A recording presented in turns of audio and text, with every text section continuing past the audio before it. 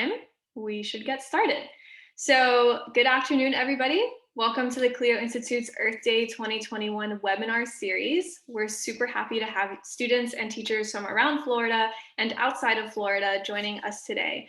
I want to welcome those of you who are joining us virtually and students who are joining us from your classrooms. Hello. If you haven't already, please drop your name, your school, and where you're joining from in the chat. And if you're a teacher and you're showing this live into your classroom right now, definitely let us know how many students are watching and put that number in the chat too. So today is the third day of our Earth Day 2021 webinar series, and our theme today is Civic Engagement. Next slide. We're super thrilled to have you here today. My name is Gabriela Rodriguez, and I'm a program coordinator at Clio, and I will be hosting today's event alongside my colleague, Julieta Rodrigo, who is our program manager. And if you don't know, the Clio Institute is a nonprofit, nonpartisan organization dedicated to increasing climate change education and advocacy across the state of Florida. And what we're going to do right now is just watch a quick video to give you a better idea of who we are at Clio and what we do.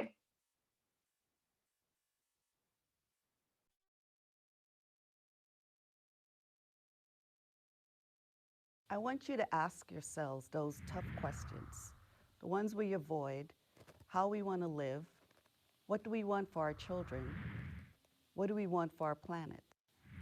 Our atmosphere is so finely tuned for what we need, and we're treating it like a dumping ground, a sewer.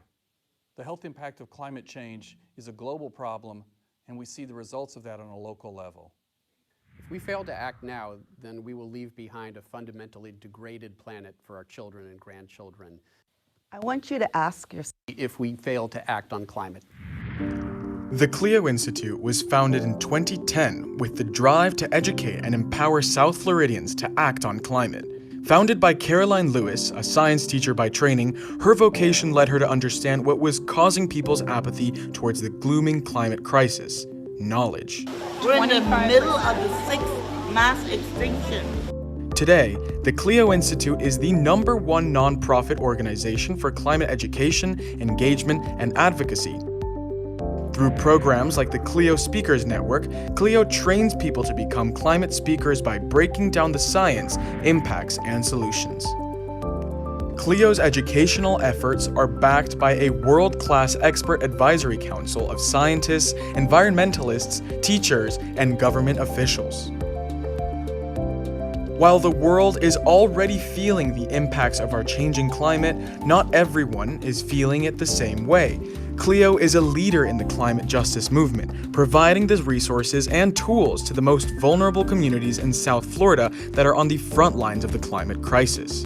I wanted to be an outreach for them. Building communities' resilience through women is the cornerstone of our Empowering Resilient Women program. By teaming up with community members like the YWCA, Clio is able to empower and educate women on how better to prepare for more extreme weather events like hurricanes while building community. Clio works to remove barriers and build a wider coalition to fight climate change across faith-based communities, elected officials, and municipalities, schools, and cultural organizations. One of the most important voices that Clio continues to amplify is that of our youth. What do we want? When do we want it? Now! Their Gen Clio program meets regularly with students across the region, training them to be climate ambassadors in their schools and communities. Dear elected officials, this is a crisis. Do your job. We'll be watching. Clio recently launched its Climate Resilient Schools initiative to bring their program into the classrooms while building a robust climate curriculum for Miami-Dade public schools. Clio continues to expand its engagement through multimedia outreach, including television commercials, social media, and billboards. With states like the Florida Climate Pledge, I care about climate change, and I care about climate change because it affects everybody regardless of race, culture, and ethnicity. Because I'm passionate about the success of my future. I like the Clio Institute because it takes the time to educate people about the importance of climate change and the things that we can do to improve our world. You can have your voice heard too. Fund our climate action work today. The future of Florida is in your hands. All right, I hope you enjoyed learning a little bit more about Clio and what we do, and we're super excited to have you all here today and give you some of that climate education you saw. So what are we doing today? We're going to start off by giving you a climate presentation titled Superheroes Among Us, where we're going to go over the science, the impacts, and the solutions to climate change with an extra focus today on civic engagement. Then we're going to go and hear from Tatiana. She's a student who's heavily involved with Clio, and she's going to bring us into our first activity, our climate conversations. Then after that activity, we'll have a quick break. We'll jump back into it with another activity to set the theme of civic engagement a bit more. And then we'll take part in our second activity, our action alert. And that's where we're going to take tangible action for climate change today on this call. So lastly, we're going to let you go by letting you know how to get involved and continue the conversation with us here at Clio. Please note that this event does not have a Q&A section. So if you have any questions throughout our presentation or throughout the event in general, make sure to put them in the Q&A box and we'll have a Clio staff member answer them for you. All right, so now that all of our housekeeping is done, I'd like to kick it off to Julieta, our program manager, who's going to give you all a great Climate 101.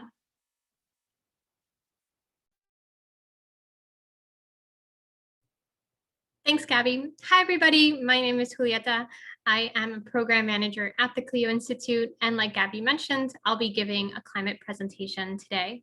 So in order to get started, I'd like to introduce a little bit about myself and why I'm here. My climate journey started on the other side of the world in Argentina, where I was born and raised. And I was surrounded by biodiversity. I lived in a coastal town called Mar del Plata, where there were a lot of sea lions around and a lot of biodiversity. And that really instilled a love for the ocean and our natural world. When I was older, my sister and I went back to Argentina to get in touch with our roots again. And it was fascinating to see how that theme of biodiversity, seeing our planet, played out in both of our lives. I now teach climate science, and my sister works in marine biology. So it's really great to see how our local environment has inspired both of our work. Today's presentation is titled Superheroes Among Us, and we'd like to recognize our supporting partners who make this work possible. So let's get started by asking ourselves, who is a superhero? And when you ask other people this question, you typically get two kinds of answers. The first would be the common comic book characters, things like Superman, the Incredible Hulk, and Spider-Man. And as a result of the corona pandemic, we've also been seeing new things like our medical workers, our first responders, truck drivers, and even grocery store employees. And I'm very fortunate at the Clio Institute to work with an emerging class of superheroes, which is our youth.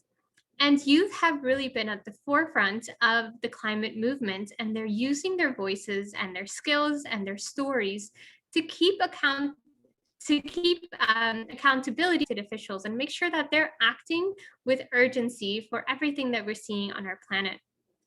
The image you see at the top right of your screen is a climate strike that we held about 2 years ago outside of Miami Beach City Hall.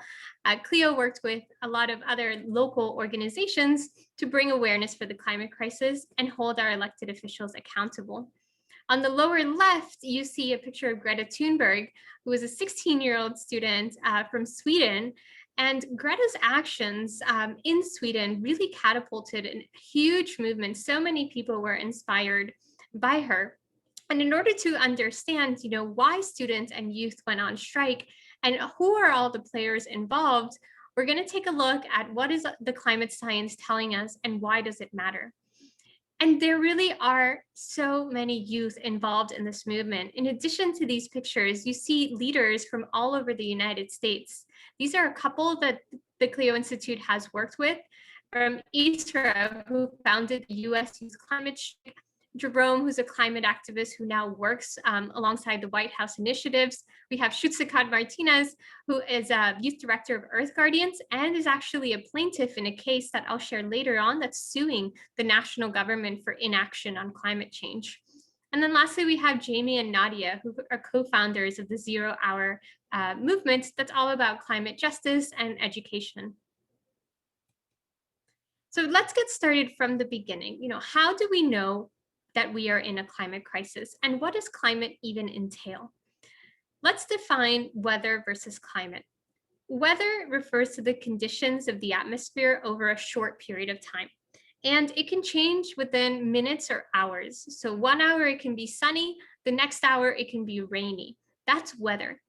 Climate refers to how the atmosphere behaves over a long period of time and space. Usually it's measured over decades, but can also be applied to longer term climate projections like centuries. So when you talk about what is the normal average temperature of a region, that's climate.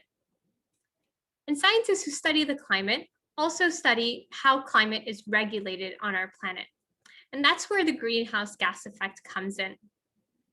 The greenhouse gas effect operates in this way. We have incoming energy, mostly in the form of sunlight, enters the atmosphere, which is that blue thin line surrounding the planet that you see. Once the sunlight enters the planet, it gets absorbed by the Earth, or it gets reflected back into space, depending on where the sunlight hits. This outgoing energy changes waves, and it becomes either heat or infrared waves. And as it tries to escape back into outer space, the gases within our atmosphere trap it, and they radiate it back into space, creating this blanketing effect, which helps keep our planet warm. So overall, the greenhouse gas effect is a very good thing for our planet. It keeps our planet at a livable temperature. If we didn't have the greenhouse gas effect, we would be living on a frozen planet. But unfortunately, we've been seeing that human activities over the last centuries have been intensifying this greenhouse gas effect, and it's making our planet warmer. The more industry that we're producing, the more greenhouse gases we're releasing into our atmosphere, and the more of these waves that are being trapped, making our planet warmer. And so have you ever heard somebody say that they're not quite sure that the climate crisis is even a crisis because, well, the planet has always changed in climate and will continue to change regardless of human activities? We hear this argument a lot at the Clio Institute, and we use this chart to indicate why that's not necessarily the most accurate. If you see this chart on your screen, it shows the atmospheric carbon dioxide over the last 800,000 years. And as you can see on this line, it fluctuates up and down throughout this period. These high points indicate periods of relative warmth because we know that more carbon dioxide in the atmosphere makes our planet warmer because greenhouse gases trap heat. And these lows on the chart indicate periods of relative cold, like ice ages. So for millennia, atmospheric carbon dioxide had never been above this red line, which was at 300 parts per million. And sometime around the 1800s and 1900s, human industry grew very, very rapidly, and it spread across the whole world. We were producing and consuming at rates that we hadn't seen before. And in the 1950s, we crossed that threshold of 300 parts per million of carbon dioxide. We're now here at 416 parts per million. This is the highest level that humankind has ever seen. And so this chart shows us two things. One is that, yes, the climate has always changed naturally due to things like volcanic eruptions, changes in the Earth's orbit and tilt. But what we are seeing now is not a reflection of these natural climate changes. This is what human industry and human activities have been contributing to. So we're going to take a moment to pause and make sure that we are learning as we go along. This game is called Two Truths and a Lie. There are 3 statements on your screen. I'd like for you to use the chat box to tell me which one of them you think is the lie. So let's go number 1. The greenhouse gas effect is a good thing for our planet. Number 2, increases of greenhouse gases in the atmosphere will result in a colder planet. And number 3, human activities can change the Earth's climate. So I'd like for you to just take a moment and put in the chat which one you think is the lie.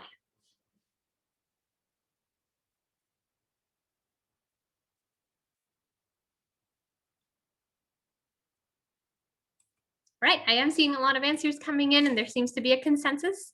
Yes, number 2 is the lie. Increases of greenhouse gases in the atmosphere will result in a warmer planet. Greenhouse gases trap heat, and the more greenhouse gases that we release, the warmer our planet becomes. And these greenhouse gases are being released more and more as a result of human activities. Every time we burn fossil fuels, which we'll talk about later in the presentation, we see higher levels of greenhouse gases. So good job, everybody. And now we're going to talk about impacts. And we're going to realize in this presentation that everything is connected to the climate crisis. So we're going to do a challenge time, and you all are going to put me to the test. I'd like for you to use the chat to tell me something that you care about, and I'm going to try to connect it to the climate crisis. And we're going to see just how many things are connected to a changing climate and will be impacted as a result. So go ahead and put something you care about in the chat. I'll give you all about 15 seconds for that. Okay, so I am seeing mentions of family. As we talk about impacts, we are going to be seeing what are these effects on our health and the way that our families are operating as a result of the climate crisis. So we see animals, particularly for pets. So the increase of extreme heat also poses a threat to our animals, particularly if we walk them outside. Animals like polar bears, as well as biodiversity like plants, these are all going to be impacted by change. We'll see when we talk about biodiversity. So thank you all for your answers.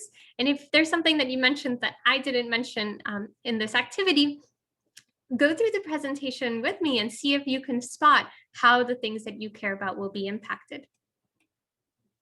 So when we talk about impacts, we have to recognize that the Earth has 2 huge protections against climate changes. And they're what's called our carbon storage or our carbon sinks. And these include land and oceans. And what we know of land and oceans is that when they are healthy, the soils and the plants within the oceans absorb carbon from the atmosphere, and they use it for photosynthesis. So when we have healthy ecosystems, we're protected from a lot of the impacts of climate change because they extract a lot of carbon from our atmosphere. Unfortunately, we're not protecting our land and our oceans like we should. We are cutting down trees at very, very rapid rates to make room for agriculture, forestry, cities, etc. And we are also cutting down our tropical forests to make room for beef production. Beef production is the leading cause of tropical deforestation, and animal agriculture emits a lot of methane. Methane is similar to carbon dioxide. They're both greenhouse gases that trap heat, and the more methane and carbon dioxide that we release, the warmer our planet is. And our oceans are also taking a hit. Oceans have been absorbing about 93% of excess heat. It's causing a decline in oxygen concentrations in our waters, and our oceans are also becoming more acidic. They have absorbed more than a quarter of all of the carbon dioxide that is being released into our atmosphere. This affects biodiversity, as well as all the people that depend on the oceans for their livelihoods. So one example is our coral reef system. Coral reefs around the world are dying. They're stressed as a result of warmer temperatures. And we also see things like red tide, or also called algae bloom. And as our water increases in temperature, it's creating conditions that allow algae to grow very rapidly, and they take out all of the oxygen in the water, and it becomes very dangerous and lethal for our biodiversity. Warmer oceans also contribute to more intense hurricanes, And as a result of the climate crisis, we are going to see more extreme weather events. When it comes time to hurricanes, stronger and larger hurricanes are predicted as a result of the changing climate. They bring more rain, more storm surge, they move more slowly, and they intensify faster. On the right of your screen, you'll see a chart of Hurricane Michael's trajectory. And when it started, it was a relatively weak storm. But as it hit the Gulf of Mexico, which was 5 degrees warmer than average, this warmer ocean allowed the hurricane to increase about 70% in strength in just under 33 hours. So when it hit Florida, it was the 3rd largest storm to ever make landfall. These storms are becoming much more devastating and deadly. So Hurricane Michael is just one example. We also had Hurricane Harvey in Houston affecting communities and our elderly. We also had Hurricane Dorian in the Bahamas, and we hear year after year of hurricanes wreaking havoc on different communities. And another risk that Florida faces is through forest fires. About 28% of our population lives in areas that are at elevated risk of wildfires. The warmer our planet becomes, the more vulnerable our forests are at catching fire and spreading that fire for long periods of time. Sea level rise is also a huge vulnerability for Florida and much of the continental United States. So sea level rise is caused by 2 things. One is thermal expansion, which is a term to indicate that when water is warmer, it takes up more space than when it is colder. And the second contributor to sea level rise is land ice melt. We know that on a warming planet, ice melts, and that's what's happening to our ice caps in our poles. All of this water is increasing the level of our oceans. So when you combine thermal expansion and land ice melts, we do see increased levels of sea levels. So by 2050, scientists are predicting about 2 feet of sea level rise, and by 2100, 8 to 10 feet cannot be ruled out. For those of you on the call who live in Miami-Dade County, this is what Miami-Dade County looks like today, and this is what Miami-Dade County looks like with 8 feet of sea level rise. And so think about how that's going to impact all of the communities around you. And even if you don't live in South Florida, we have sea level rise impacts predicted for the whole state. So all of these areas in blue that you see around here are the areas that would be submerged with 8 to 10 feet of sea level rise. There are many areas in Florida that are above this sea level, so they have higher elevations. But what we do want to recognize is that there are millions of people that live here and along the coastlines. And as our sea levels start to increase, they're going to head north and they're going to head inland. So the cities need to be prepared for the climate migration that could come up as a result of increasing sea levels. Increasing sea levels also affect our access to drinking water. Now, Florida is unique in the way that we get our drinking water from under the ground in things called aquifers. And these aquifers are composed of a rock called limestone. And limestone is very good because all of these holes in the limestone allow this water to filter. So it becomes clean and fresh and ready to drink. The problem with this limestone that makes Florida very vulnerable is that as our sea levels start to increase, salt water is entering all of these little holes in the rock and it's affecting our drinking water. So our water is becoming more salty. Now we do have devices and technologies to take out from our fresh drinking water, but it's very expensive and it's going to disproportionately impact some communities more than others. This is a tremendous threat to our safety. We're going to take again and play the same game. Again, we have 2 truths and a lie. Let me know in the chat which one you think is the lie. So number 1, saltwater intrusion is not a threat because we have resources to purify drinking water. Number 2, sea level rise could increase climate migrations. And number 3, beef production is the leading cause of tropical deforestation. So I'll give you all about 10 seconds to answer that.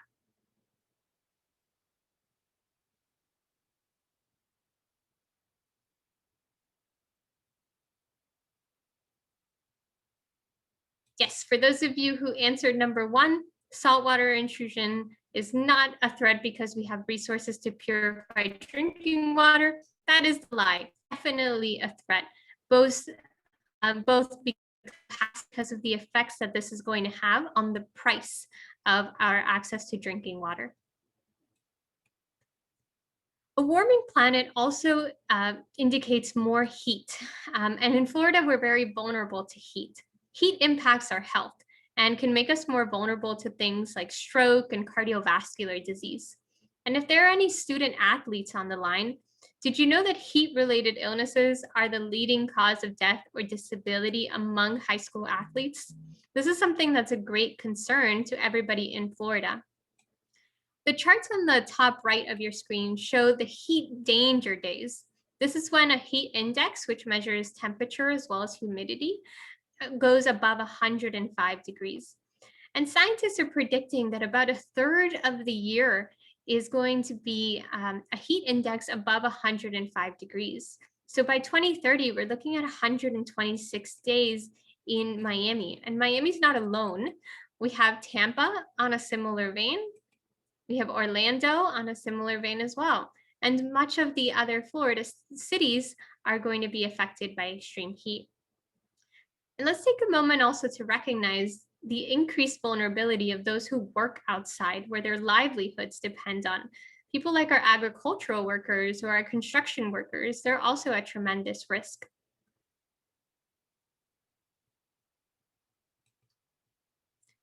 And as we talk about all the impact we're projecting, we do want to take a moment to acknowledge that this can bring up feelings of anxiety, depression, concern, even nausea.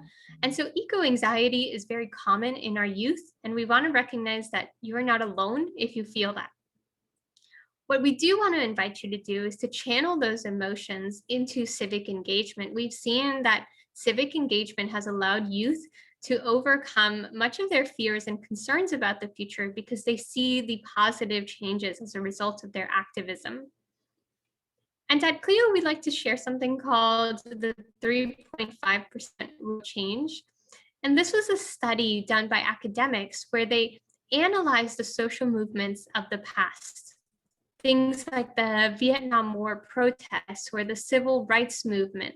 And they realized that you don't need 100% of the population to create serious political change. You have to engage about 3.5% of the population. And that's a much more doable number. And that's what gives us hope. And so we're going to take a break. And before we get into the solutions, I'd like for you all to just paint a mental image in your brain about what does a better world look like to you in a way that inspires you.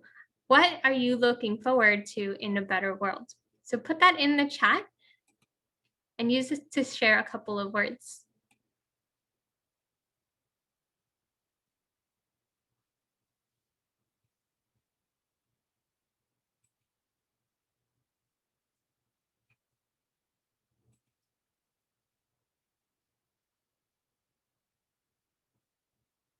Okay, so I am seeing some great answers so far. We do have indicators that nature plays a bigger role in a better world, tolerance and being able to live in community and helping each other out, a more peaceful world, absolutely. And so justice and fairness is inextricably linked to the climate movement.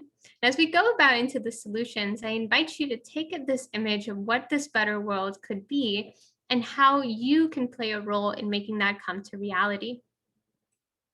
So let's get started with our solutions. So solutions come into a few different categories. One category is mitigation. And mitigation has the root word mitigate, which means to reduce. So mitigation is focused on reducing heat trapping gases. So remember, as I mentioned, when we burn fossil fuels, particularly to make electricity and to make our industries run, we are releasing heat trapping gases, those greenhouse gases that make our planet warmer. So when we incorporate things like renewable energy, we reduce the amount of greenhouse gases that we're releasing ourselves from future climate impacts. Adaptation is the second category. And this is when we adapt to the effects. So while we are working on those longer term solutions through mitigation, we also want to focus on adaptation because many communities are seeing effects now. One example is through living shorelines, which are natural ecosystems that protect our coastlines from increasing sea levels. And a third group is restoration and regeneration. So these have root words to restore and regenerate, which is focused on improving the health of our ecosystems. We know that our oceans and our land, when they're healthy, they absorb a lot of carbon from the atmosphere and they store it in their plants and in their roots and their soil. When we have healthy ecosystems like coastal wetlands or even our farmlands, and we ensure that they have everything they need to thrive, we can make sure that they're absorbing as much carbon as they can, and it's protecting us from future climate impacts. And so why does this matter, particularly to the United States and all of us who live here? One of the reasons why it matters is because of our role in this problem. The United States on this chart is the second largest emitter of greenhouse gases in the world. And when you look at it from a per person basis, like on a per capita notion, we see that the United States is the #1 emitter of carbon dioxide emissions. What this tells us is that the average resident in the United States emits more pollution than a resident of any other country in the world. So we have to take responsibility for our pollution, and we have to work with all of the other countries to come up with creative solutions to the climate crisis. One of those solutions is called the Paris Accord. This was a collaborative effort signed in 2015, where 189 countries committed to limiting an increase in global temperatures to about 2.7 degrees Fahrenheit or 1.5 degrees Celsius by 2050. Now, I know this seems like such a small number, but on a global scale, this creates huge planetary changes. The second way that we've been doing this in the United States, there's something that we're hoping could be incorporated, like the Green New Deal. So the Green New Deal is currently being reintroduced into Congress, and its goal is to reduce United States greenhouse gas emissions while also trying to fix societal problems like economic inequality and racial justice. And so let's talk a little bit about what solutions we can incorporate in our personal lives as well as on a systemic level. One of those ways is through our food.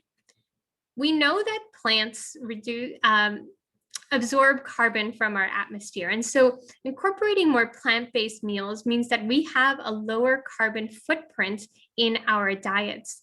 And as we try to stay away from beef production, which contributes to deforestation, we can incorporate more plant-based meals. Reducing food waste is another good solution. In the United States, we throw out about a quarter of the food that we produce. And so reducing food waste helps us prevent methane from getting into the atmosphere. Methane is released whenever food waste breaks down in landfills. These are unhealthy environments that don't allow for good airflow. So reducing food waste is a good solution. As is composting. So composting is a way to take all of this food waste and to break it down in a healthy environment. And what is produced can be used as fertilizer on our farms to help grow more food. So it becomes more of a circular economy. And we also have to approach this systemically. How can we make sure that our farms and our farmers are equipped to have healthier ecosystems on their farms? And how can we make sure that composting and food waste and plant-based meals are more accessible to a greater number of people? Consumption and production is also a key contributor to the climate crisis. Whenever possible, we advocate for buying less, using reusable items over single use, participating in sharing economies, like libraries, for instance, where we can use a book and return it when we no longer need it, and somebody else can have access to it. That way, we don't each have to have a copy of something. We can buy secondhand, and there are online markets as well where you can buy secondhand items.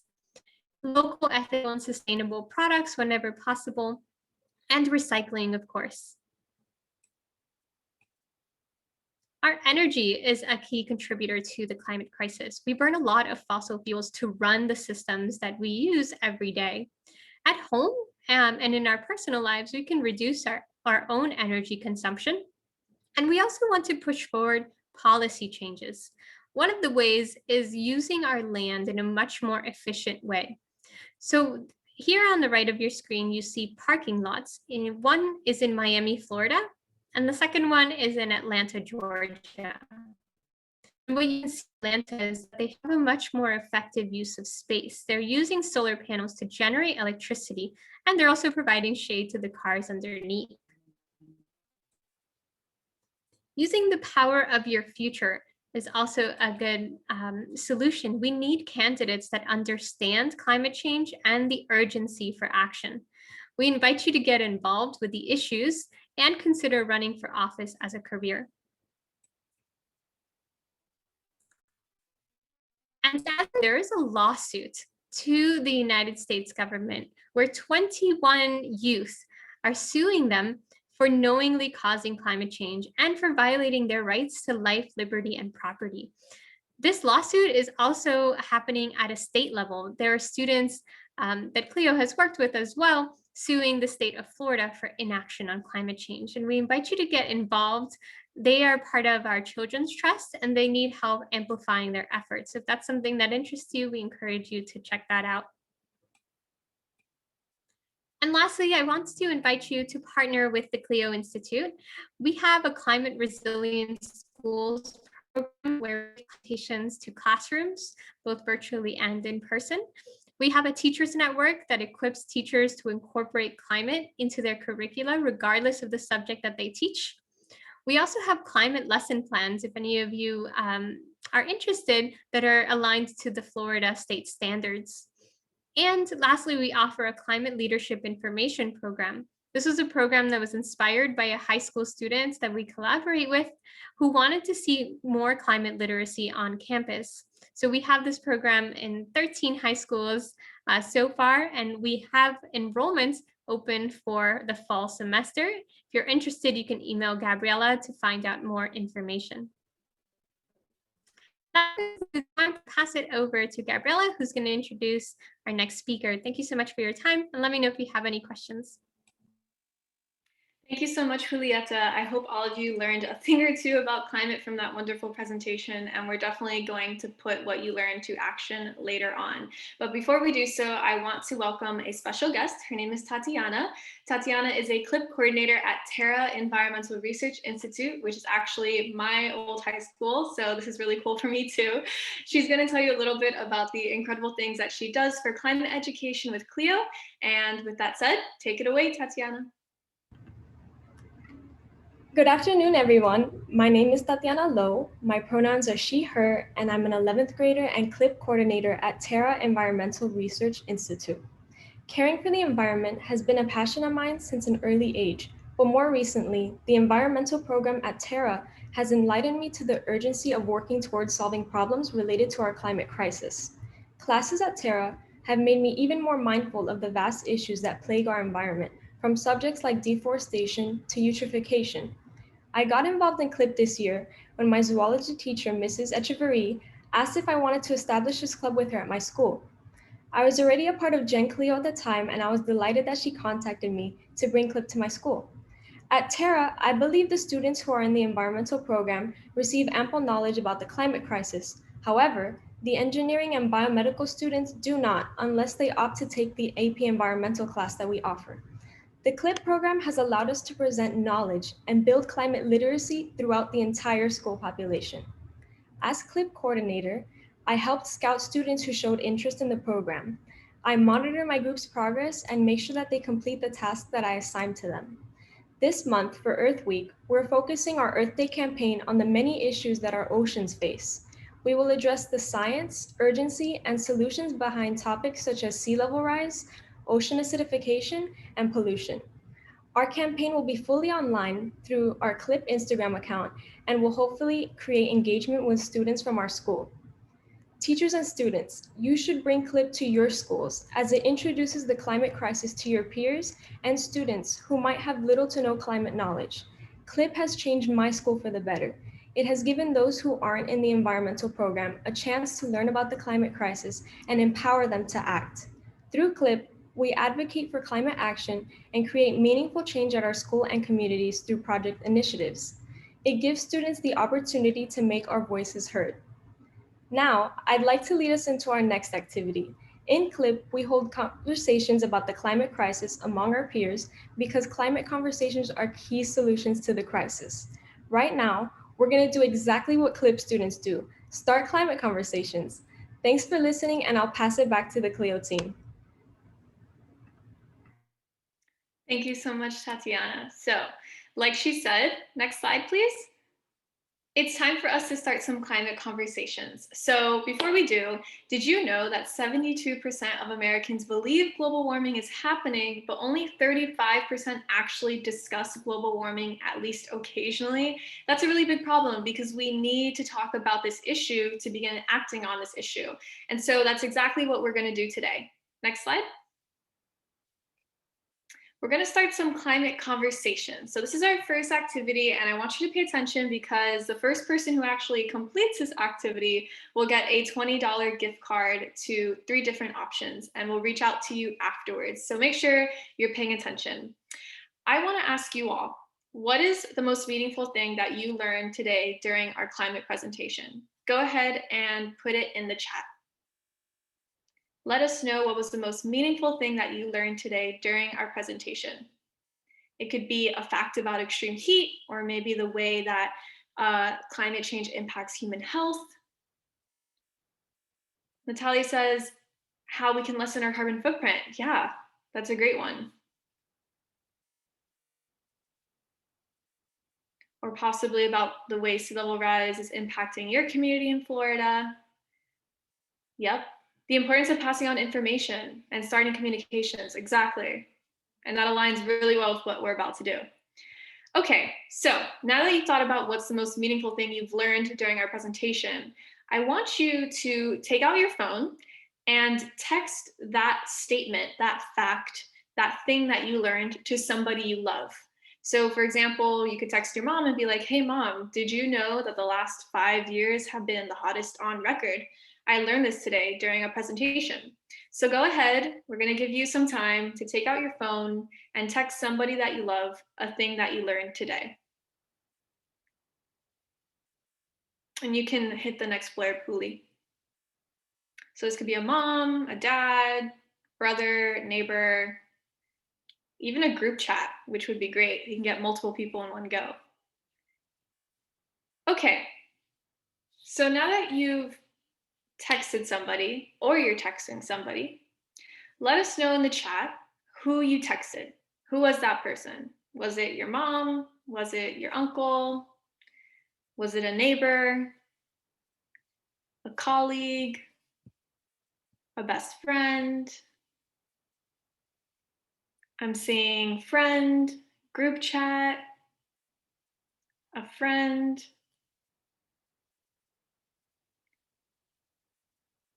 Text somebody something that you learned today and let us know in the chat who you texted. Coworkers, grandparents. Awesome.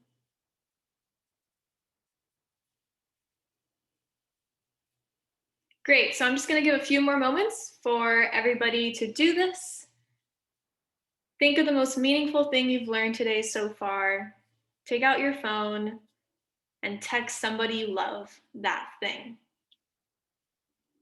Valerie says she texted her mom because she asked her what she learned. Awesome. Great.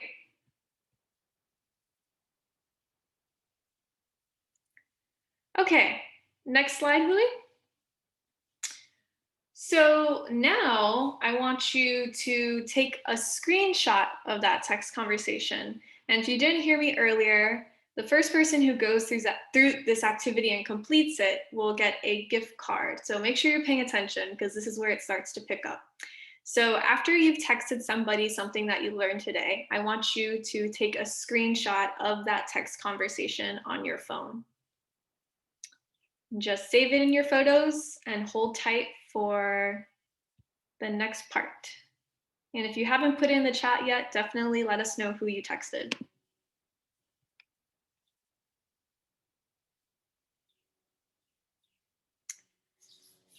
Okay, assuming most of you have taken your screenshot, let's hit the next slide, Julie. So this is what we want you all to do.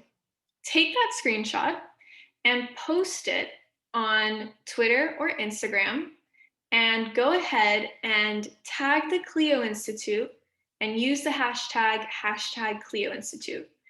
You can post this on your actual account, you can post this on your stories, and if you don't have social media, you can go ahead and you can email this to julieta@clioinstitute.org. So go ahead and take that screenshot and post it on your social media. Make sure you tag us at Clio Institute and use the hashtag, because if you don't do these things, we will not see it. And this is important for the prize.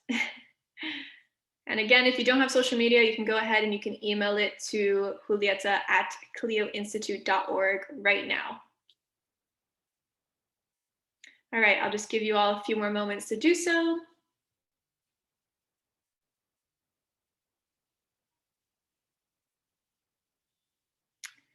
Okay, next slide, Julie.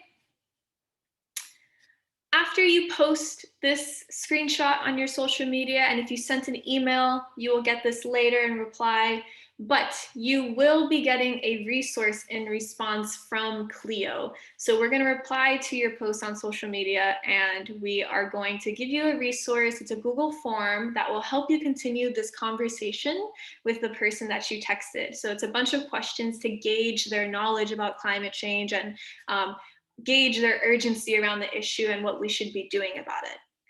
Okay, so next slide, Julie. Gonna give you all just a few more moments to do this and post on Instagram and Twitter, or email if you don't have social media. And again, whoever has sent this screenshot or posted this screenshot first is going to win a $20 gift card from us. And we will definitely be reaching out afterwards. After this webinar ends, we'll be reaching out to whoever it was that won.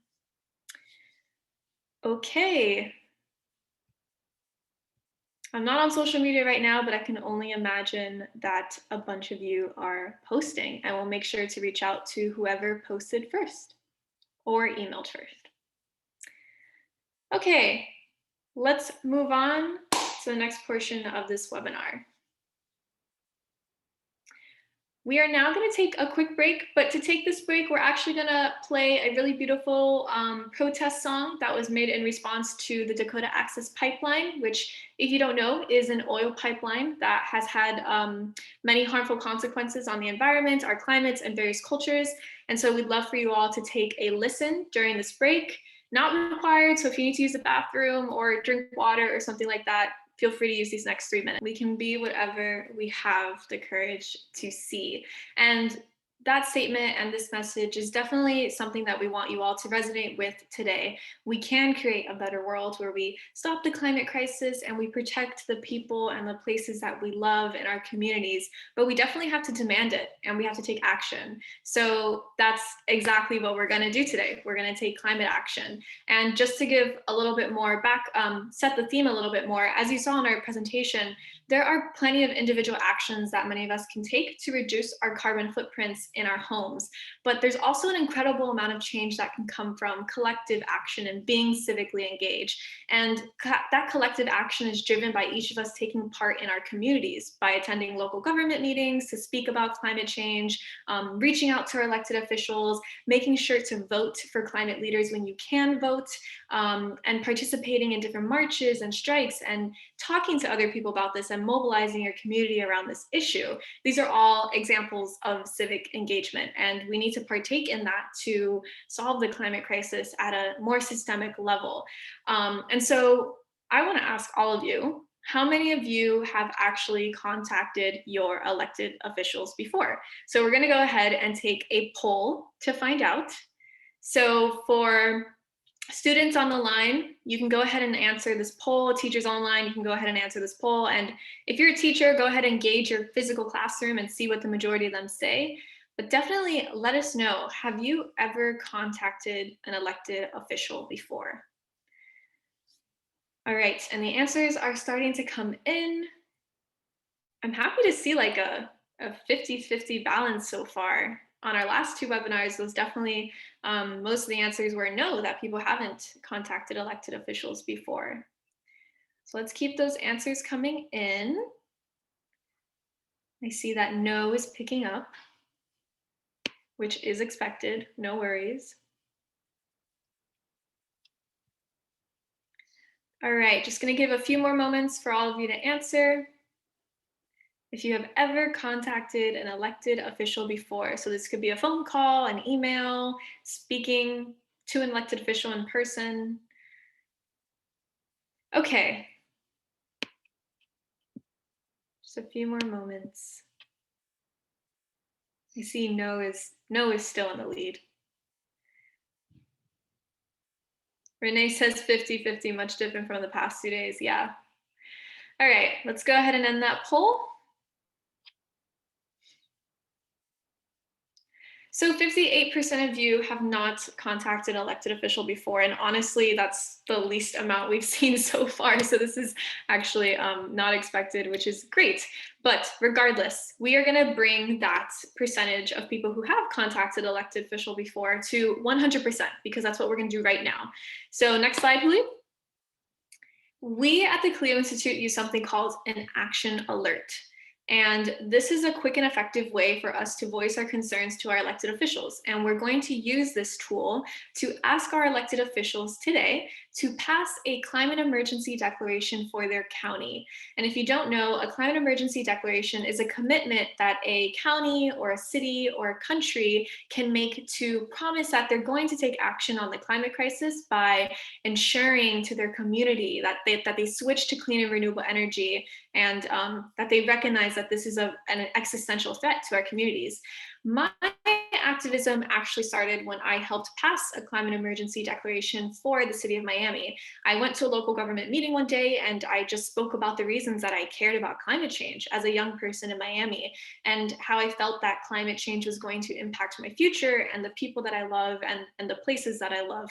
And after I spoke and a couple of my friends spoke, the elected officials sitting in that room listened to all of us, and they decided to pass a climate emergency declaration on behalf of the city of Miami unanimously. And in that moment when it passed, I learned that using my voice actually does work. And I learned that activism and civic engagement actually does work. And so that's why we're going to do that today. And just so you know, Clio has gotten climate emergency declarations passed in various municipalities across Miami-Dade County, around 8.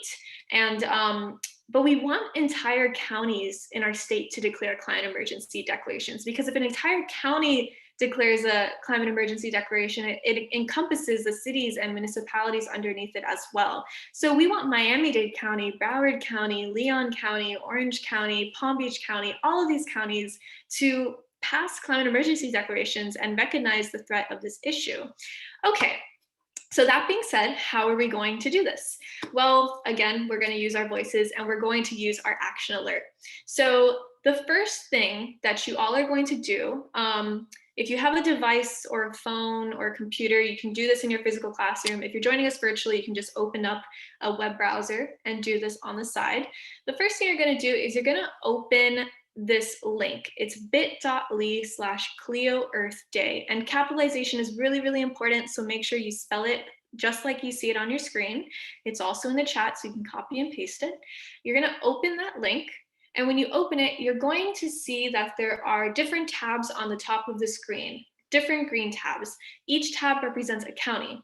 You need to make sure that you choose your county that you live in at the top of the green tabs.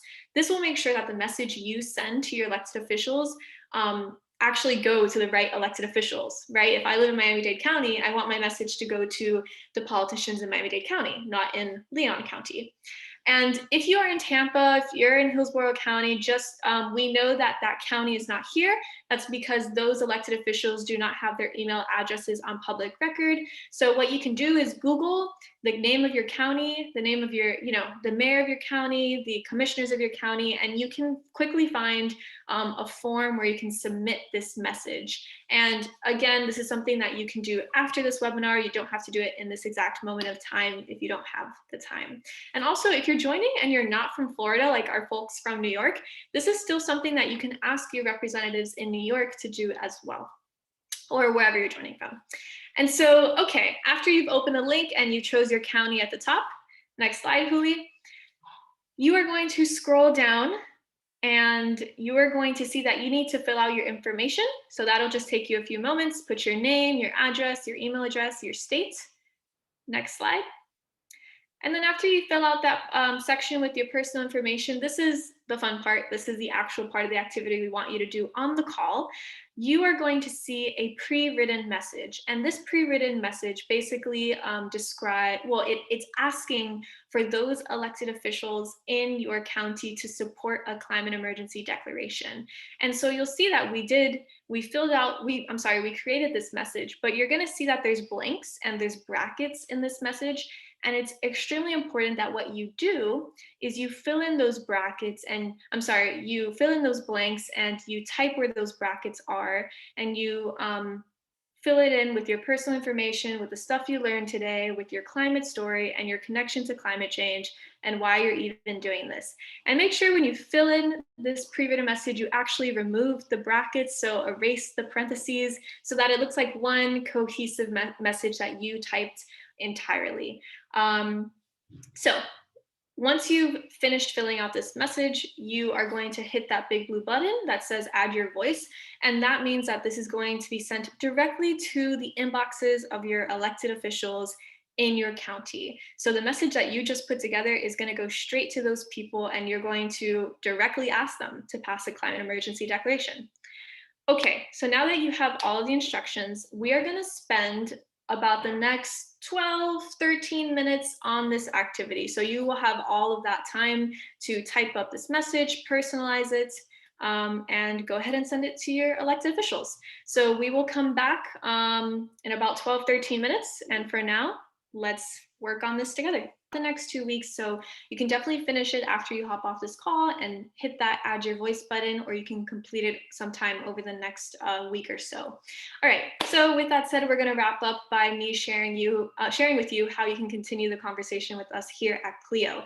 So first things first, Clio has a lot of free virtual events and programs happening all the time. You can view all of our upcoming events by visiting clioinstitute.org/event, or you can take out your phone and you can open your camera and you can actually scan the QR code on your screen. This will take you directly to our events page where you can explore all of our upcoming opportunities. Next slide.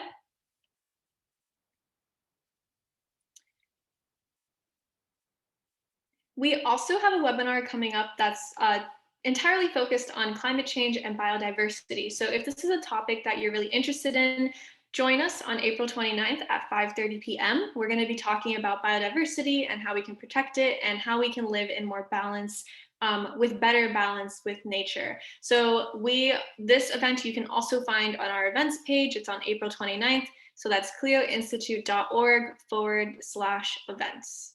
Next slide.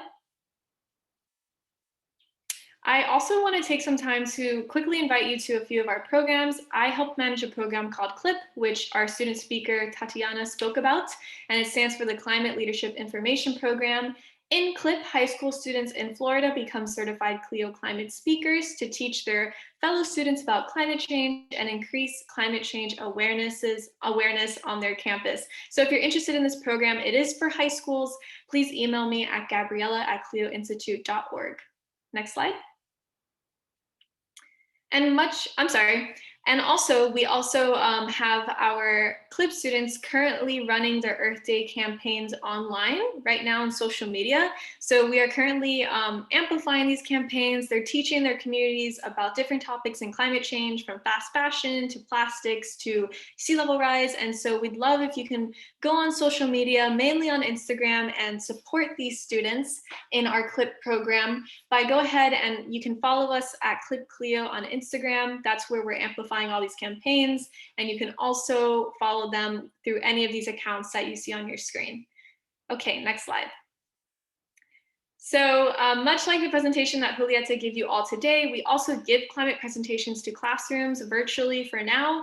And through these presentations, Clio teaches students from middle school to high school about the science, the impacts, and the solutions to the climate crisis. So if you're a teacher or you're a student and you want us to come to your school, please email me at gabriella@clioinstitute.org and we can set something up. Next slide.